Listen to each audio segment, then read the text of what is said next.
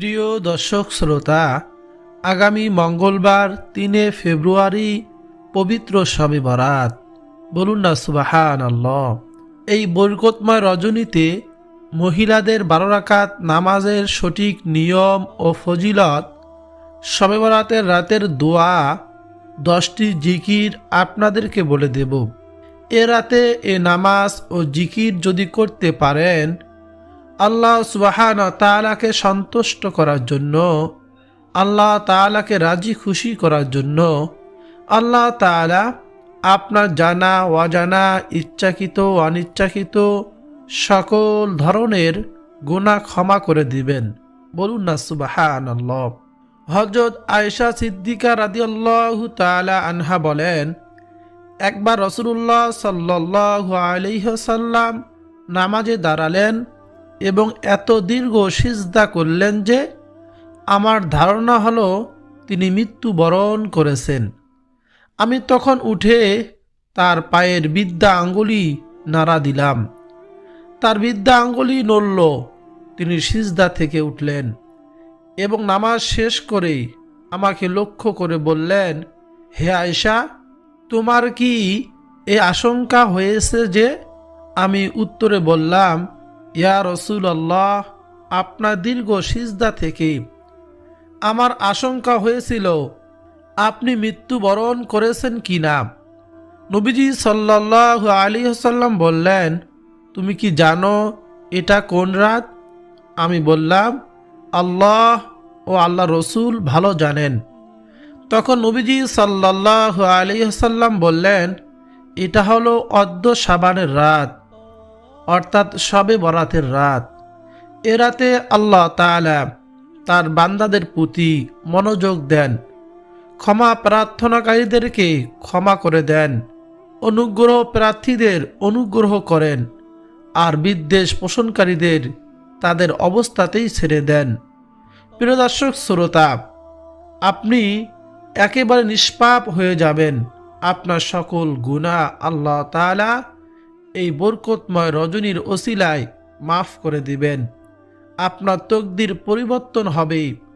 আপনার সকল জায়েজ মনের আশাগুলো আল্লাহ তাআলা পূরণ করে দিবেন।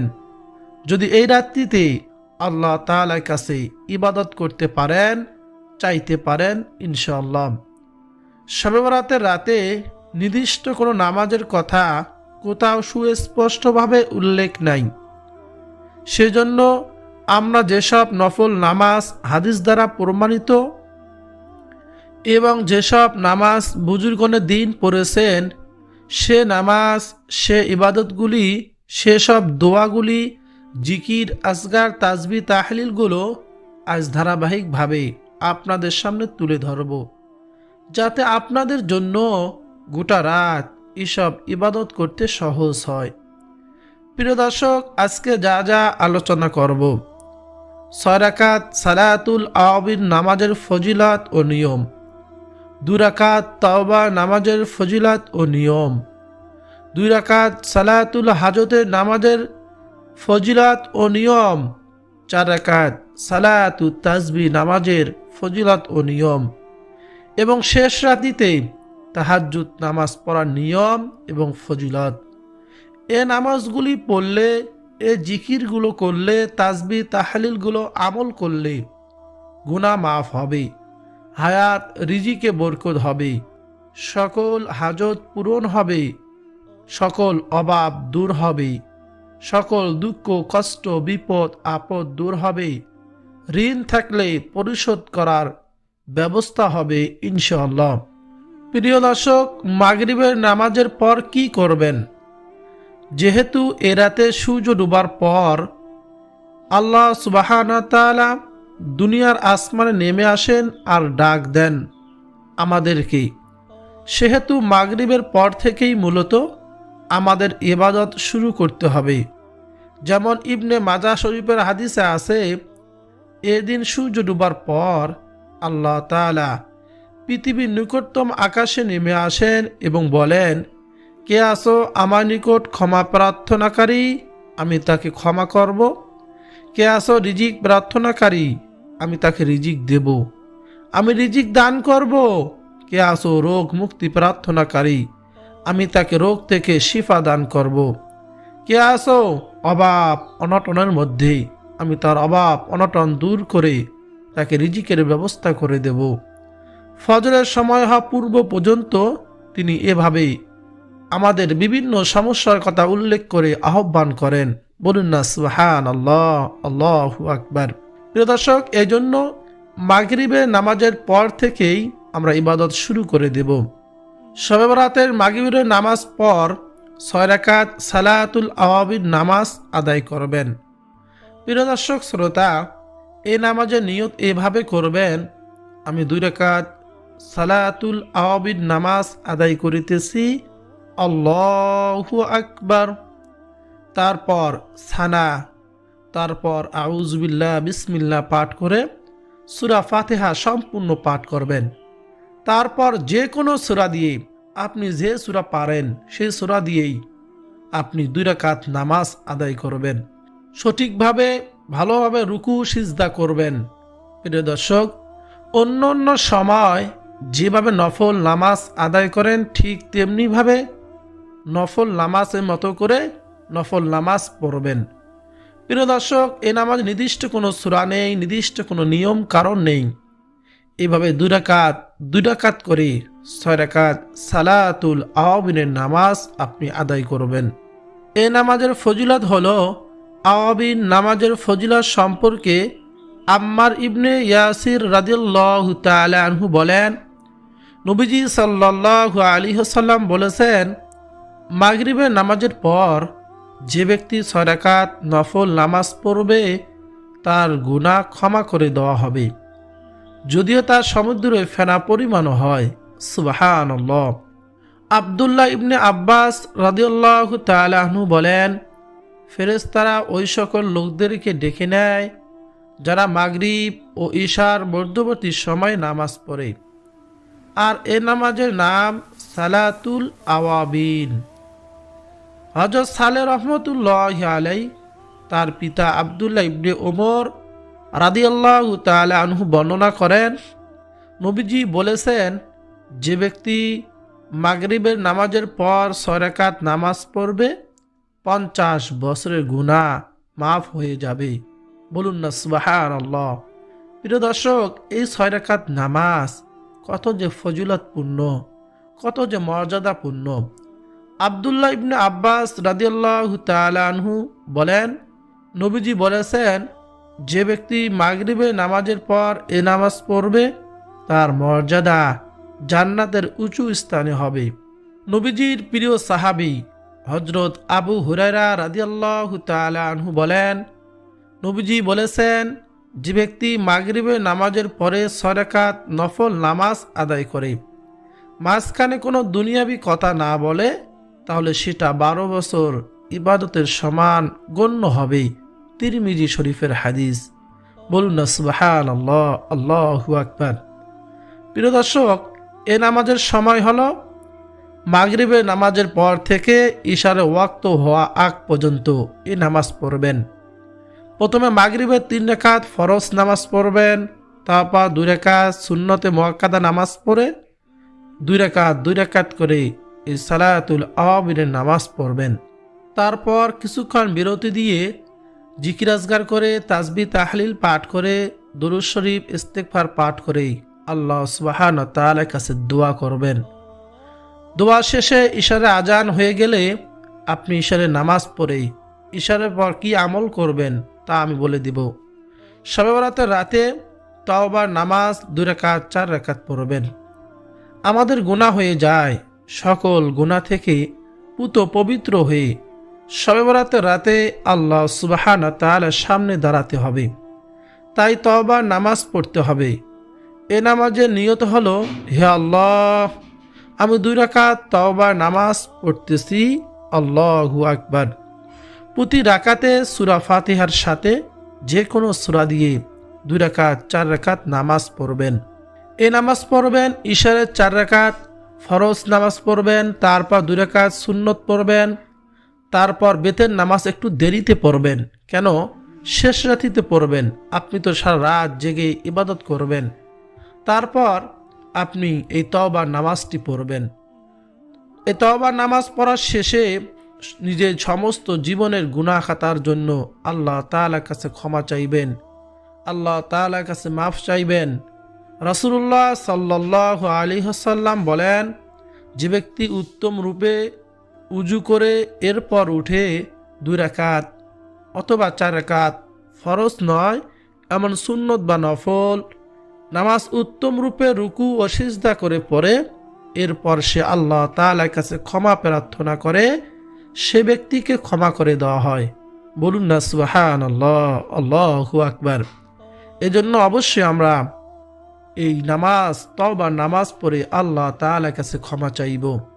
প্রিয় দর্শক, শবে বরাতের রাতে আরেকটি ফজিলতপূর্ণ নামাজ হলো সালাতুত তাসবিহ 4 রাকাত নামাজ পড়ব। আব্দুল্লাহ ইবনে আব্বাস রাদিয়াল্লাহু তাআলা আনহু বলেন, একদিন রাসূলুল্লাহ সাল্লাল্লাহু আলাইহি ওয়াসাল্লাম আমার পিতা হযরত আব্বাসকে বললেন, হে আব্বাস, হে চাচা যান, আমি কি আপনাকে দেব না? আমি কি আপনাকে দান করব না? আমি কি আপনাকে সুসংবাদ দেব না? আমি কি আপনার সঙ্গে 10টি সৎ কাজ করব না? অর্থাৎ 10টি উত্তম তাসবিহ শিক্ষা দেব না? যখন আপনি তা আমল করবেন তখন আল্লাহ আপনার আগের পরের পুরাতন নতুন সব ধরনের গুনাহ ক্ষমা করে দিবেন। ইচ্ছাকৃত কিংবা অনিচ্ছাকৃত গুনাহ মাফ করে দিবেন। সগীরা ও কবিরা গুনাহ মাফ করে দিবেন। গোপন ও প্রকাশ্য গুনাহ মাফ করে দিবেন। বলুন না সুবহানাল্লাহ। হে চাচা, আপনি 4 রাকাত নামাজ পড়বেন এবং প্রত্যেক রাকাতে সূরা ফাতিহা পাঠ করবেন এবং যে কোনো একটি সূরা পাঠ করবেন। অর্থাৎ প্রত্যেক রাকাতে একটি তাসবিহ 75 বার পাঠ করে আদায় করার মাধ্যমে এই নামাজ পড়তে হবে।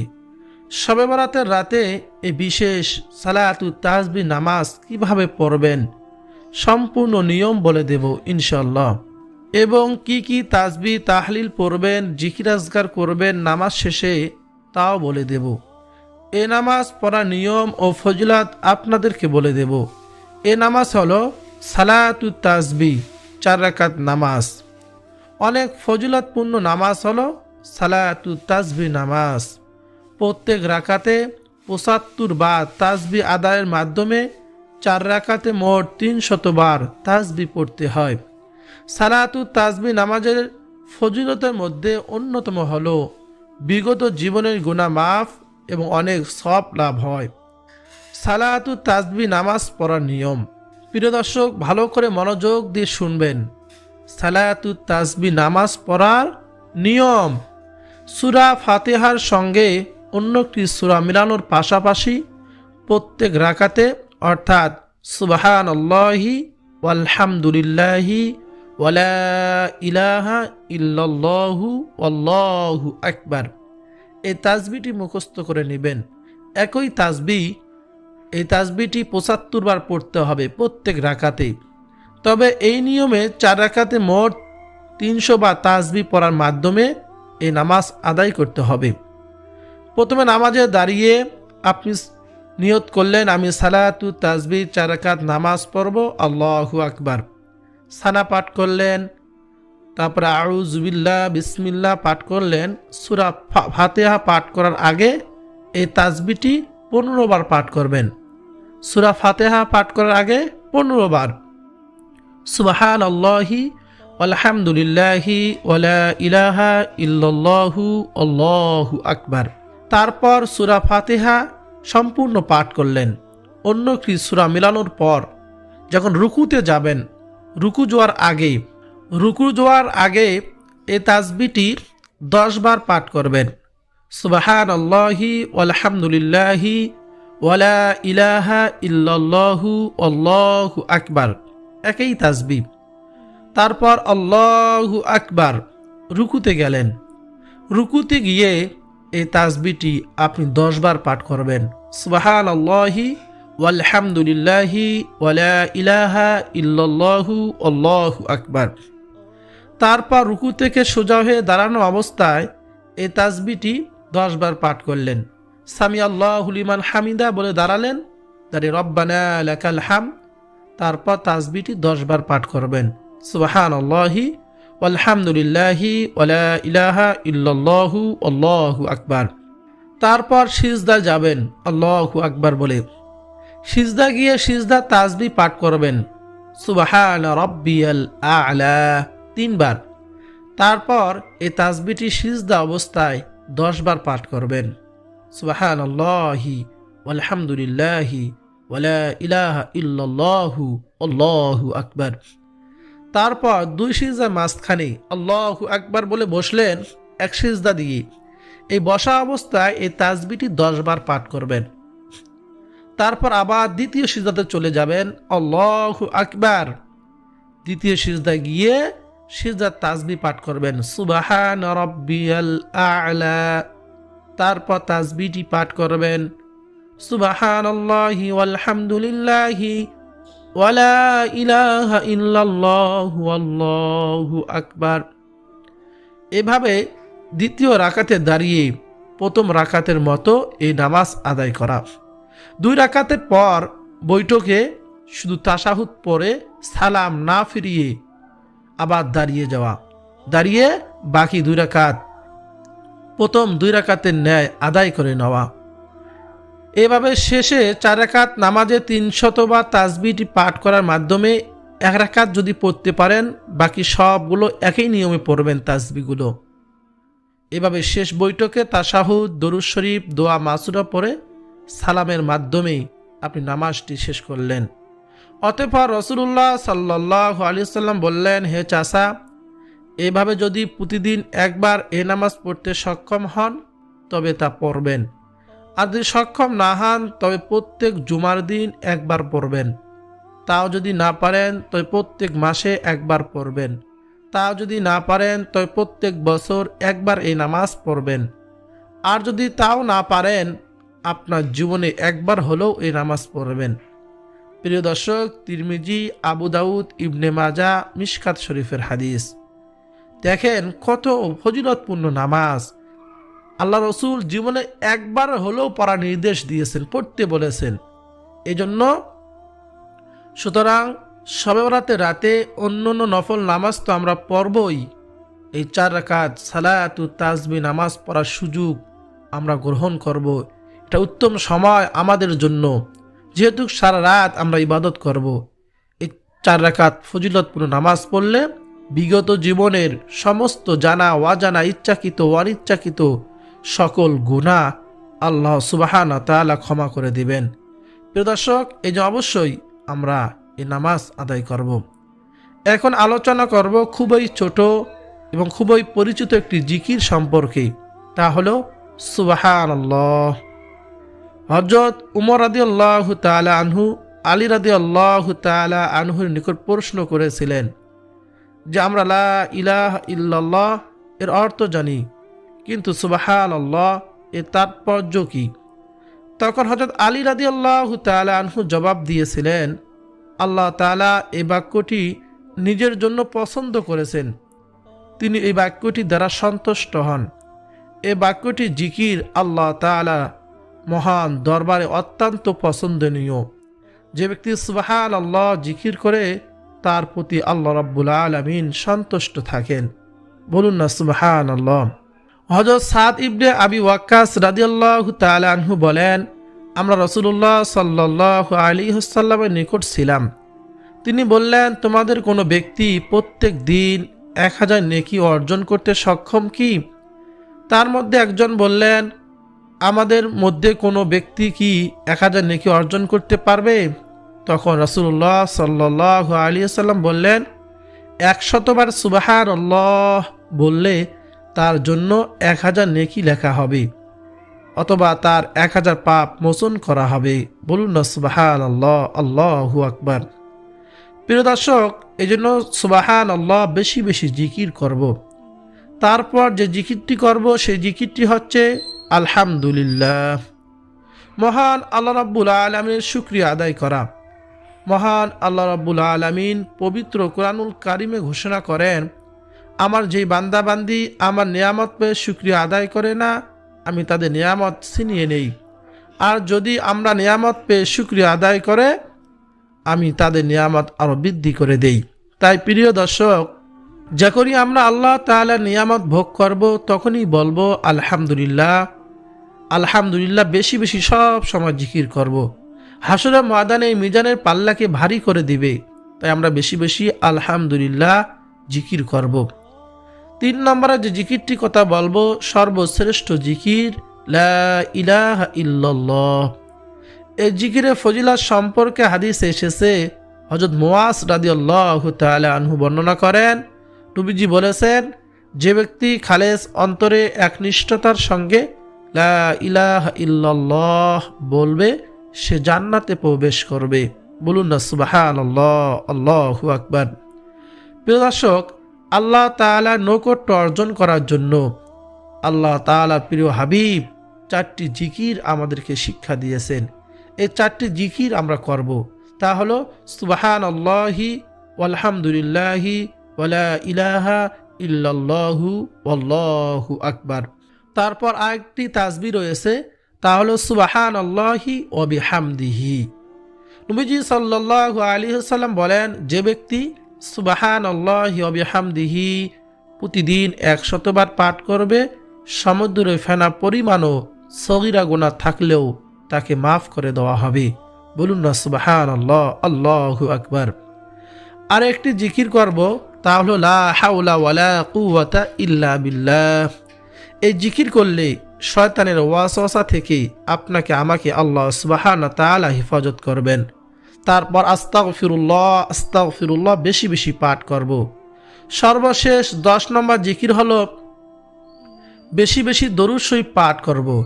যে ব্যক্তি একবার নবীজি সাল্লাল্লাহু আলাইহি ওয়াসাল্লামের উপর দরুদ পাঠ করে, আল্লাহ রাসূল বলেছেন আল্লাহ তাআলা তার উপর 10 বার রহমত বর্ষণ করেন, 10টি গুনাহ ক্ষমা করে দেন, 10 ধাপ মর্যাদা বাড়িয়ে দেন। আর দোয়া কবুলের সহায়ক হচ্ছে দরুদ শরীফ। আল্লাহ তাআলার প্রশংসা এবং রাসূলের প্রতি দরুদ ও সালাম পেশ করে আমরা আল্লাহ সুবহানাহু ওয়া তাআলার কাছে দোয়া করব। প্রিয় দর্শক শ্রোতা, এই রাত্রিতে আমরা 4 রাকাত 6 রাকাত নফল নামাজ পড়ে কিছুক্ষণ বিরতি দিয়ে এই জিকির আজগারগুলো করে, তাসবিহ তাহলিলগুলো পাঠ করে, দরুদ শরীফ ইস্তেগফার পাঠ করে দীর্ঘ সময় আল্লাহ তাআলার কাছে দোয়া করব। আল্লাহ তাআলার কাছে সকল সমস্যার কথা তুলে ধরব, মনের আশা পূরণের জন্য চাইব, গুনাহ মাফের জন্য চাইব। সকল কিছু আল্লাহ তাআলা আমাদেরকে সকল বৈধ চাওয়াগুলো কবুল করে নেবেন ইনশাআল্লাহ।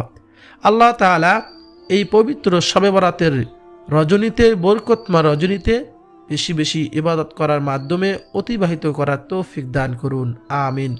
প্রিয় দর্শক, ভিডিওটি যদি আপনার কাছে ভালো লাগে অবশ্যই লাইক করবেন, কমেন্টে আমিন লিখবেন, চ্যানেলটি সাবস্ক্রাইব করে পাশে থাকা বেল বাটনটি অন করে রাখবেন আর ভিডিওটি শেয়ার করে দিবেন।